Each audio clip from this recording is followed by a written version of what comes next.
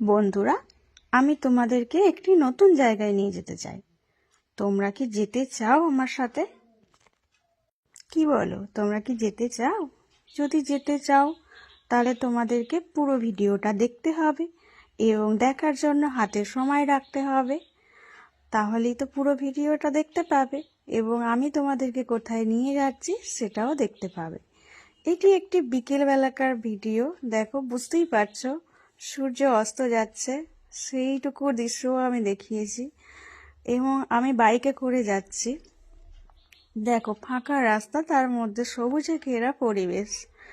ভীষণ ভালো লাগে, আমার তো ভীষণ ভালো লাগে এই সবুজে ঘেরা পরিবেশটাকে দেখতে।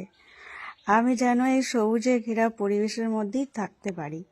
তো যাই হোক, এই পরিবেশের মধ্যে দিয়ে চলেছি। কোথায় চলেছি চলো তোমাদেরকে দেখাই। তার জন্য অবশ্যই কিন্তু আমার সাথে থাকতে হবে, তবেই তোমরা দেখতে পাবে কোথায় যাচ্ছি। দেখো, চারিদিকে সবুজ আর সবুজ। এই ভিডিওটা অনেকদিন আগেকার, যখন ধান গাছ রোপণ করা হচ্ছিল তখনকার। দেখো, আকাশটাও খুব সুন্দর লাগছে, একদম ভীষণ সুন্দর লাগছে দেখতে। এবং তার মাঝখানে মাঝখানে সূর্যের আলোর ছটা, দারুণ লাগছে দেখতে। যাই হোক, চলে এসেছি আমাদের গন্তব্যে। একদম গ্রাম্য পরিবেশ, গ্রাম্য পরিবেশের মধ্যে ঢুকে পড়েছি আমরা। কোথায় যাচ্ছি খুব তাড়াতাড়ি তোমরা দেখতে পেয়ে যাবে। আর যারা চেনো তারা বুঝতেও পারবে। যদি আমার বন্ধুত্বের মধ্যে থেকে থাকো অবশ্যই চিনতে পারবে জায়গাটা, চেনা জায়গার মধ্যে হলে। চলো, চলে এসেছি। আমি তোমাদেরকে নিয়ে চলে এসেছি আশ্রমে। কোথাকার আশ্রম যদি কেউ থেকে থাকো তাহলে অবশ্যই বলবে, আর যদি না কেউ থেকে থাকো, এটা বৈদ্যপুর সংলগ্ন পীরে গ্রামের আশ্রম।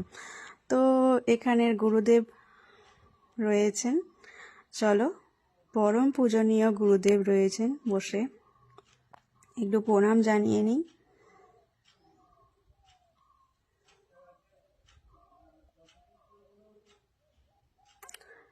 এই আর একজন গুরুদেবও বসে রয়েছেন।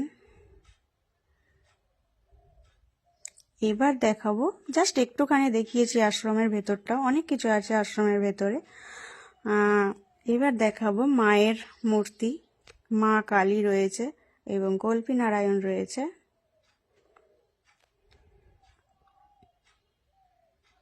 প্রণাম জানাই সাষ্টাঙ্গে।